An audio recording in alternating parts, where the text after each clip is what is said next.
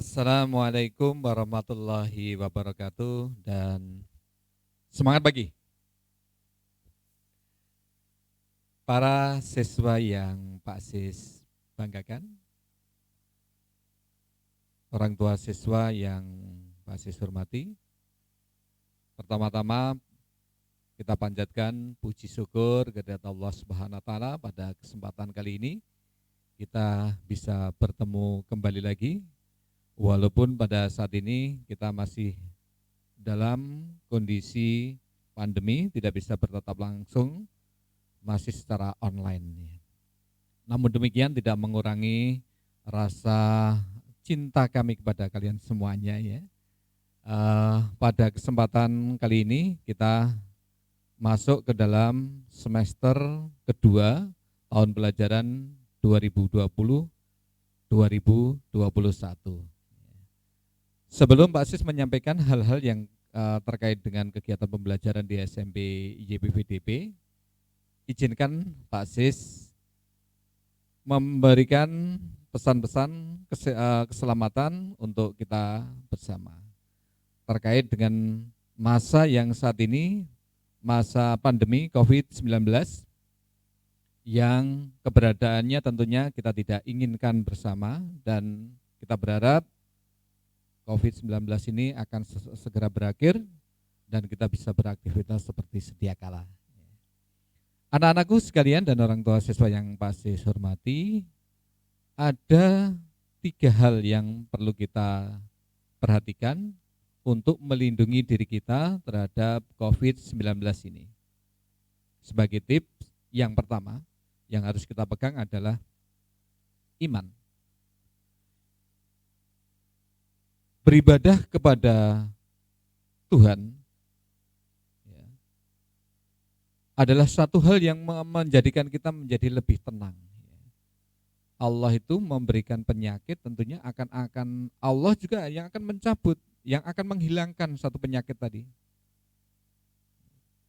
Kalau kita bersandar kepada yang seperti itu, bersandar kepada Allah, tentunya kita itu tidak akan menjadi pesimis, tetap senantiasa optimis di dalam menghadapi kehidupan ini. Oleh karena itu, keimanan di masa seperti sekarang ini harus senantiasa kita pupuk, harus senantiasa kita pelihara ya. Sebagai hamba yang bertakwa, senantiasa kita sandarkan permasalahan kita, kembalikan kepada Allah Subhanahu wa taala. Harapan kita semuanya tentunya juga mudah-mudahan COVID-19 ini segera berakhir ya. Yang kedua, anak-anakku sekalian, yang kita perhatikan adalah aman. Maksudnya adalah COVID-19 ini adalah suatu penyakit yang kita sendiri tidak tahu wujudnya kayak apa. Apakah hitam, merah, hijau, dan lain sebagainya, tidak tahu. Modelnya kayak apa, kita tidak tahu. Kita bisanya juga memproteksi kita dengan standar kesehatan yang sudah diterapkan oleh pemerintah. Pemerintah sudah memberikan protokol kesehatan supaya kita minimal, supaya bisa terhindar dari COVID ini, kita bisa menerapkan 3M. Masih ingat kan 3M itu? Yang pertama adalah memakai masker. Anak-anak barangkali tanya, loh Pak Sis kok nggak pakai masker ya? Ini kebetulan Pak Sis sendirian ya, dalam satu ruangan sendirian ya. Pak Sis tidak pakai masker ya. Tetapi ini satu imbauan supaya kita semuanya biar tidak masuk ke dalam tubuh kita, proteksinya adalah dengan memakai masker seperti tadi. Ya jangan lupa ya. Kemudian M yang kedua apa? M yang kedua adalah mencuci tangan, rajin mencuci tangan. Ya, dengan sabun atau deterjen atau memakai hand sanitizer yang ada. Jadi jangan sungkan-sungkan ya, kalau misalnya kita habis beraktivitas, habis melakukan satu kegiatan, segera cuci tangan itu menjadi lebih baik. Ya, itu kan menjadi bagian pemeliharaan kesehatan juga ya. Ya, kemudian M yang ketiga adalah menjaga jarak. Jadi bagaimana dalam berinteraksi, karena memang pada kondisi seperti sekarang ini yang sudah sekian lama ya, tidak terasa kan, kita coba bayangkan kita hampir 1 tahun loh itu kita berada dalam kondisi seperti ini, dalam bahaya COVID seperti ini dari bulan Maret kan. sampai sekarang sudah Januari, sudah hampir 1 tahun ya. Tentunya juga kita tidak bisa berdiam diri saja ya di rumah sendirian, tidak melakukan aktivitas. Tentunya juga hal ini tidak bisa kita lakukan terus menerus. Jadi kita tetap juga harus beraktivitas, berinteraksi sosial ya, tentunya dengan cara menjaga jarak ya. Ini adalah satu proteksi supaya COVID ini tidak menyebar ya. Anak-anakku sekalian, tips yang ketiga adalah imun. Jadi imunitas atau kekebalan diri itu ya, itu perlu kita bangun dari diri kita masing-masing ya. Bagaimana caranya? Nah, ya, tentunya kita juga bisa menjaga kesehatan kita, berolahraga secara teratur ya.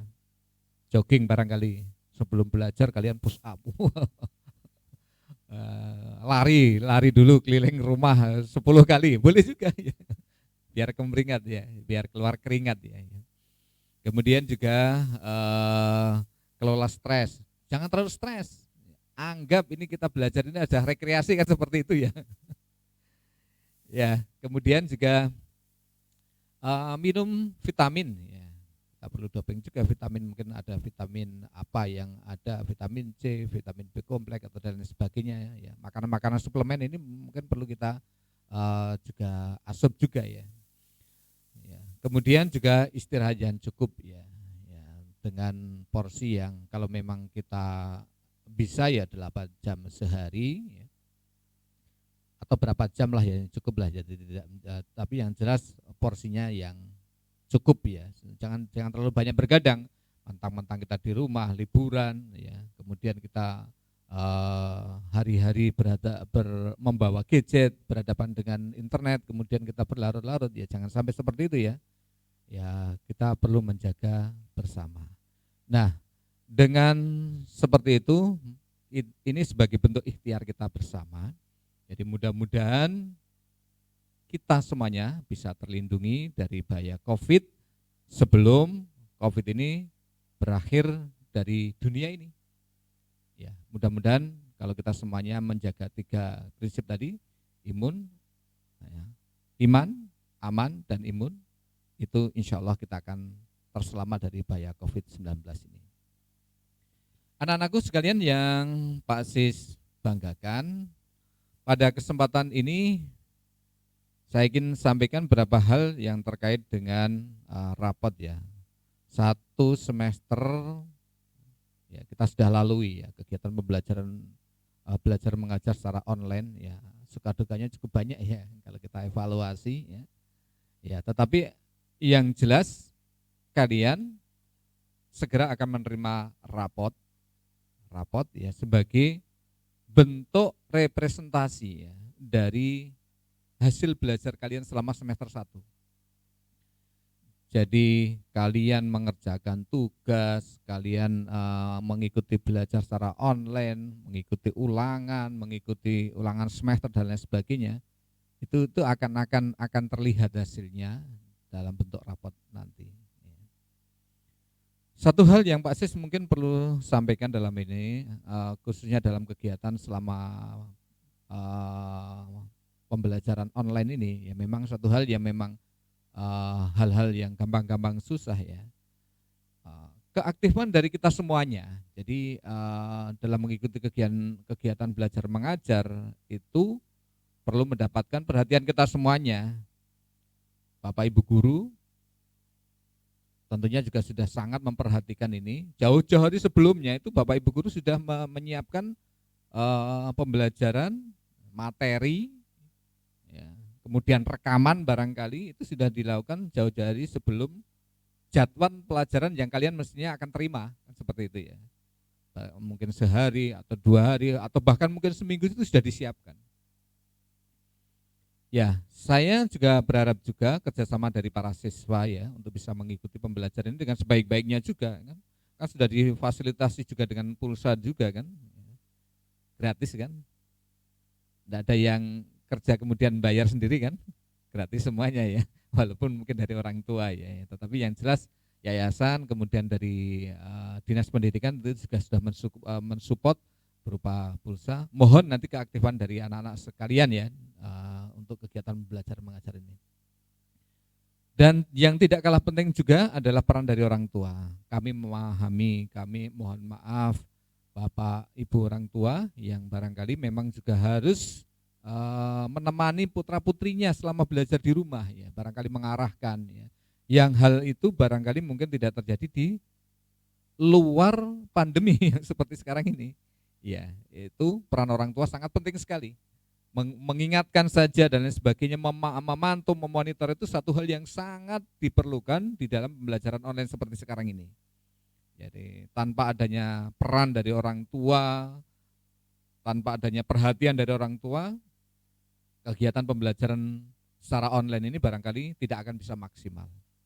Ya, terima kasih kepada Bapak Ibu orang tua yang sudah mensupport kegiatan pembelajaran secara online ini.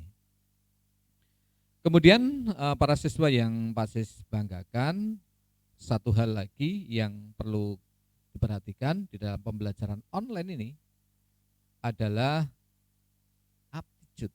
Apa sih aptitude itu? Adalah sikap ya, perilaku ya kita semuanya, kalian semuanya ya dalam mengikuti kegiatan pembelajaran mengajar, kegiatan belajar mengajar.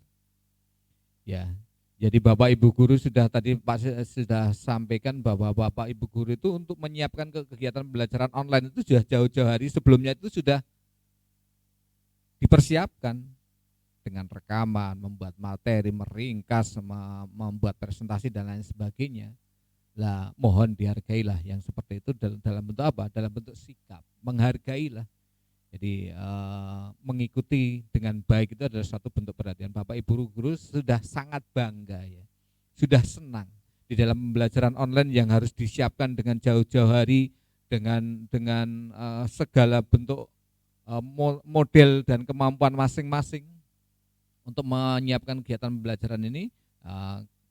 Melihat kalian ikut di dalam pembelajaran secara maksimal itu sudah cukup puas dan bangga. Sekali lagi, aptitude daripada para siswa itu sangat diperlukan. Kemudian yang berikutnya, siswa ya, yang belum menyelesaikan tugas, barangkali ada sebagian ya nanti kalian akan ada yang menerima rapot yang masih dalam bentuk kertas putih, masih murni. Yang standar kan kertas yang ada kop, ada logo Vidatra ya. Tetapi barangkali ada sebagian yang kalian masih mendapatkan itu. Itu tandanya kalian ada yang masih mendapatkan nilai, intinya belum maksimal gitu aja lah ya. Jadi gini, anak-anakku sekalian yang Pak Sis banggakan, Bapak Ibu guru itu intinya itu adalah sangat perhatian pada kalian. Tidak rela sebetulnya anak-anak SMP Vidatra itu mendapatkan nilai yang jelek. Maunya ya fit, nilai 8, 9, 10 ya, semuanya kan seperti itu ya, maksimal. Bapak Ibu guru tentunya tidak akan menginginkan kalian mendapatkan nilai yang jelek. Apalagi nanti akan termuat di dalam rapot ya. Itu nanti akan mempengaruhi kalau misalnya kalian mungkin mau melanjutkan ke sekolah yang berikutnya atau mungkin nanti untuk keperluan yang lainnya. Itu sangat mempengaruhi ya. Oleh karena itu Bapak Ibu guru menginginkan kalian semuanya menyelesaikan tugas dengan tuntas semuanya dan mendapatkan nilai yang maksimal. Itu yang diharapkan. Jadi kalau memang kalian masih ada yang mendapatkan nilai istilahnya rapor sementara, segera menghubungi Bapak Ibu guru dan kalian lihat di dalamnya nilai yang kurang itu yang mana. Nah, kalian memang harus menanyakan kepada Bapak Ibu guru apa yang belum dikerjakan.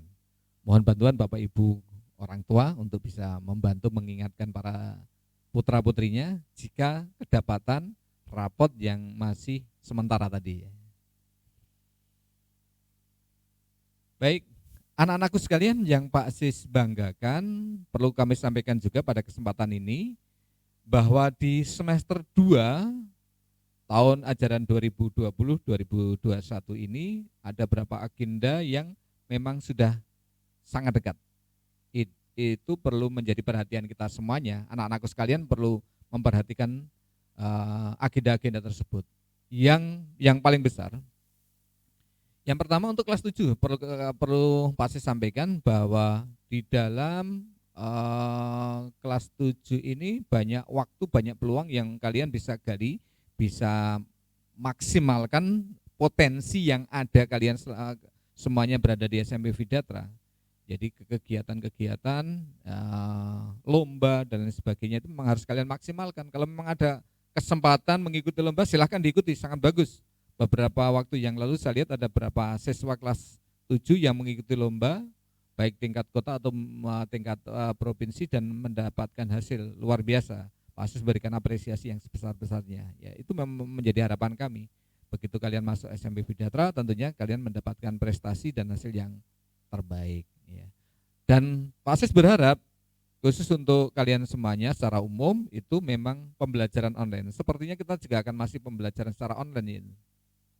Jadi kita belum tahu nanti sampai kapan pembelajaran ini akan dilakukan secara online. Ya, tetapi barangkali bukan menjadi hal yang masalah karena SMP Vidatra menjamin pembelajaran online ini tetap berjalan sebagaimana jadwal yang sudah kita tentukan.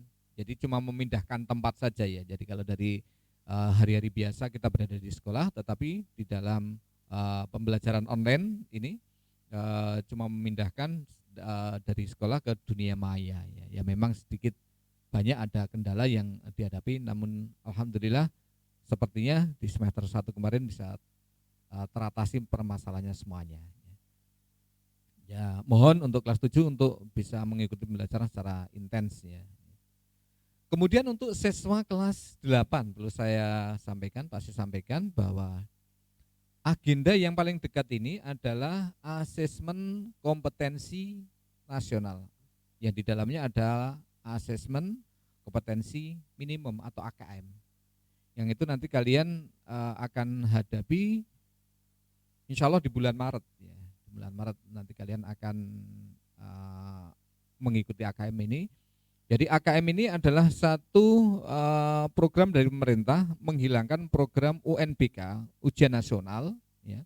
Kemudian diganti dengan AKM. Ini peruntukannya untuk kelas 7. Jadi karena memang ini adalah AKM ini tujuannya adalah untuk mengevaluasi ya antara input, proses dan outputnya, sehingga nanti dalam kegiatan pembelajaran di sekolah itu mendapatkan mutu yang terbaik tentunya. Kemudian untuk kelas 9, agenda yang paling dekat adalah ujian akhir sekolah. Ujian akhir sekolah, bukan ujian nasional ya, tetapi ujian akhir sekolah tetap ada ya. Jadi nanti akan kita adakan sebelum kalian liburan barangkali, itu nanti akan ada ujian akhir sekolah yang akan diadakan secara serentak. Barangkali nanti akan juga ada tryout-nya ya, secara bersama-sama untuk tingkat buntang. Ya, mohon untuk siswa kelas 9 hal ini juga menjadi perhatian dan tolong dipersiapkan dengan sebaik-baiknya, belajar yang baik, yang tekun ya. Karena juga ini nanti akan menentukan hasilnya untuk melanjutkan ke jenjang berikutnya. Semuanya mau melanjutkan ke jenjang berikutnya kan, tidak mungkin kalian selesai SMP kemudian cari kerja kan, tidak mungkin ya. Jadi saya yakin kalian semuanya akan lanjut ke SMA dan nanti lanjut ke jenjang-jenjang ke berikutnya. Hal ini menjadi hal penting untuk disiapkan ujian akhir sekolah. Walaupun tidak seberat yang kemarin kalau kalian dengar tentang ujian nasional yang diselenggarakan di tahun-tahun sebelumnya. Nah, khusus untuk ujian nasional dan asesmen kompetensi minimum ini mungkin nanti akan ada agenda tersendiri ya di luar ini, nanti akan kita sampaikan secara khusus forum ya, barangkali nanti akan kita buka di channel YouTube juga atau mungkin secara langsung lewat Zoom atau yang lainnya, biar nanti lebih kenal lagi karena ini waktunya cukup pendek ini, jadi cuma 2 bulan ya, kurang lebih 2,5 bulan kalian akan menghadapi itu, dan kita juga memang harus menyiapkan semuanya ya. Jadi nanti akan kita buka, barangkali ada informasi-informasi atau hal-hal yang barangkali masih buta. Kalian bisa melihat informasi-informasi yang dimaksud barangkali lewat searching di internet dan tanya-tanya ke yang lainnya. Secara umum, secara garis besar saya sampaikan seperti ini ya. Jadi perbedaan antara ujian nasional dengan asesmen kompetensi minimum. Ujian nasional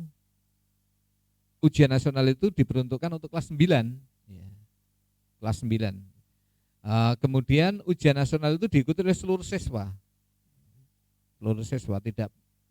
tidak pilih-pilih 1-2 orang siswa aja, seluruh siswa wajib mengikuti. Ya. Kemudian model soalnya itu high stake, ya, jadi memang itu tingkat tinggi ya, soal-soalnya juga cukup sangat susah ya, kadang kita mengikuti aja kok soalnya kok susah-susah kayak gini ya. Kemudian model soalnya ada model soal pilihan ganda. Kebetulan kemarin kalau selama ini untuk tingkat SMP ini pilihan ganda semuanya. Kemudian periode tesnya, lama tesnya itu selama 4 hari. 1 hari 1 mata pelajaran. Kemudian kalau kemarin selama CBT itu dilakukan secara bertahap, secara bergelombang, ada gelombang 1, gelombang 2, gelombang 3. Ya. Kemudian diadakan secara semi online, jadi aplikasi soalnya kita download terlebih dahulu di server sekolah, kemudian kalian mengerjakan, setelah kalian mengerjakan hasilnya nanti diupload ke pusat itu, jadi semi online. Metode penilaiannya dengan metode CBT, jadi nanti secara otomatis akan keluar hasil setelah dikoreksi dari server pusat. Nah, untuk asesmen kompetensi minimal, ini berbeda sekali ya, ini memang sangat berbeda sekali ya. Untuk AKM ini diperuntukkan untuk siswa kelas 8. Ya, ini perlu kami sampaikan, jadi yang kita belum pernah tatap muka selama semester 1, baru kemarin kelas 1, kemudian kalian sudah kelas 2, yang kelas 2 ini langsung dihadapkan satu program yang baru dari pemerintah. Jadi AKM ini kan memang produk yang dikeluarkan oleh pemerintah pengganti ujian nasional. Pesertanya itu tidak keseluruhan siswa. Ada yang nguri 45 siswa. Tetapi hati-hati, 45 siswa ini akan diambil secara acak. Jadi sekolah itu memberikan data seluruh siswa kelas 8. Lah nanti secara random, secara acak, itu nanti dari server pusat itu nanti akan menunjuk 45 siswa untuk mengikuti AKM ini. Ya, tetapi kita tidak tahu 40 siswa itu siapa aja, itu tidak tahu. Jadi nanti di waktu-waktu limit barangkali akan disampaikan. Oleh karena itu mohon kesiapan keseluruhan siswa untuk bisa menyiapkan ini. Kemudian untuk model soalnya memang low stake ya. Kemudian modelnya juga pilihan ganda, isian singkat, ya. Kemudian menjodohkan dan urean, lebih variatif ya, tetapi tidak terlalu banyak yang penalaran terlalu tinggi ya. Jadi intinya untuk yang AKM ini kompetensi yang akan diukur adalah literasi, numerasi. Kemudian nanti ada survei karakter. Survei karakter itu juga yang di luar pembelajaran secara formal ya. Barangkali mungkin kebiasaan yang ada di sekolah itu juga perlu kalian pahami loh. Jadi kebiasaan barangkali mungkin jadwalnya, kemudian fasilitas yang tersedia di sekolah itu nanti akan ditanyakan. Mohon kalian juga pahami juga yang seperti ini. Jangan-jangan nanti kalian menjawab satu hal yang memang ada di sekolah tapi kalian menjawabnya tidak ada. Jadi perlu kalian pahami kaitannya dengan sekolahan kita juga ya, di samping soal-soal yang ada. Memang soalnya tidak sesuai dengan ujian nasional, ya, tetapi itu perlu dipahami karena itu bentuk-bentuk penalaran. Literasi itu kan modelnya kan memahami bacaan ya, memahami bacaan. Kalau yang numerasinya barangkali nanti yang akan keluar itu perbandingan statistik, itu nanti yang akan keluar. Lebih lanjut nanti kita akan bahas tentang AKM ini ya. Kemudian juga waktu pelaksananya tidak panjang, cuma 2 hari. Kemudian AKM itu secara keseluruhan tidak cuma siswa, itu nanti guru juga akan mengerjakan juga, kepala sekolah juga akan mengerjakan juga, Pak Sis juga akan mengerjakan. Kemudian modelnya juga full online. Jadi nanti akan tersambung internet selama mengerjakan AKM ini ya. Nah, kemudian model penskoran penilaiannya adalah computerized multi-stage adaptive testing. Modelnya kayak apa? Yang jelas itu nanti yang mengelola server dan panitia pusat ya. Nah, untuk selanjutnya yang perlu Pak saya sampaikan sebelum kalian nanti akan menerima rapot ya, kegiatan belajar mengajar semester 2. Ada yang sudah bertanya-tanya. Beberapa waktu yang lalu dari sekolah sudah memberikan kuesioner kaitannya dengan pembelajaran online itu setuju atau enggak. Ya memang secara keseluruhan memang tidak seluruhnya setuju ya dari kuesioner yang kita sampaikan itu yang setuju untuk mengadakan kegiatan tatap muka secara langsung itu 70%. Tetapi di akhir-akhir ini juga mungkin kondisi Kota Bontang juga masih belum begitu kondusif, masih banyak yang daerah oranye dan merah, sehingga mungkin kita juga perlu hati-hati. Nah, dasar dari kegiatan ini ya adalah surat keputusan bersama 4 menteri ya yang memberikan peluang bagi sekolah-sekolah satuan pendidikan yang akan mengadakan kegiatan secara langsung. Jadi memang sebetulnya kalau ditanya jenuh atau enggak, sangat jenuh. Memang pasti yang di sekolah juga jenuh.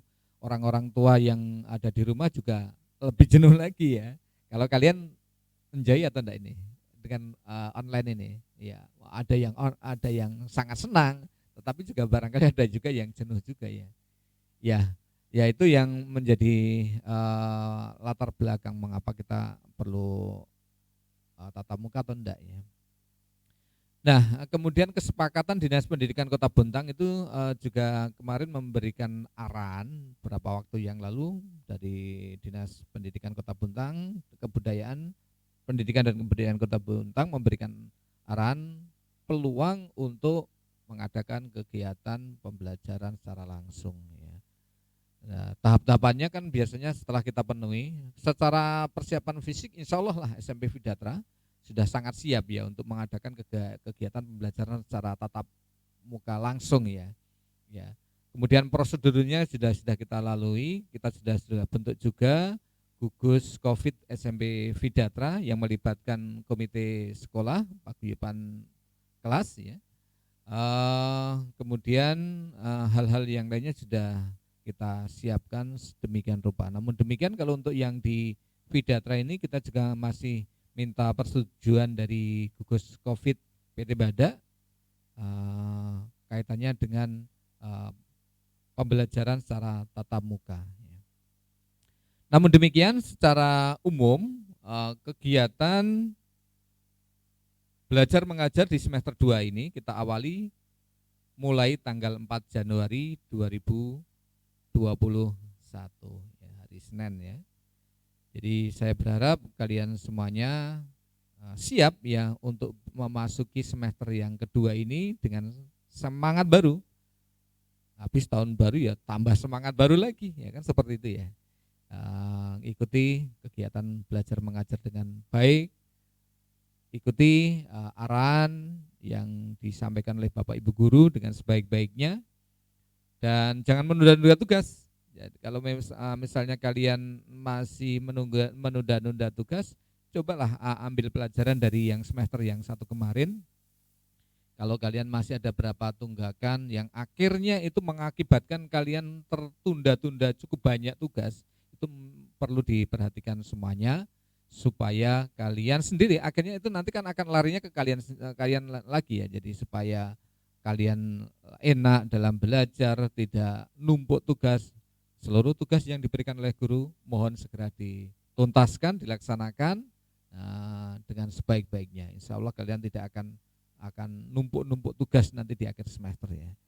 Dan yang jelas untuk di minggu pertama ini tanggal 4 sampai tanggal 8 Januari ini kita masih secara online ya. Untuk tanggal 11 ke atas informasi sementara dari pemerintahan Kota Bontang itu kita akan dibuka untuk kelas 9 dulu ya. Namun demikian untuk di Vidatra juga masih nunggu keputusan dari gugus COVID PT Bada. Ya kita berharap saja mudah-mudahan COVID-19 ini segera berakhir, nyah dari dunia, ya. Kemudian nanti kita bisa bertatap muka secara langsung seperti biasanya. Demikian yang bisa Pak Asis sampaikan pada kesempatan kali ini. Sekali lagi tetap semangat pada para siswa, rajin belajar, ya. Mudah-mudahan kalian semuanya akan mendapatkan keberhasilan yang maksimal.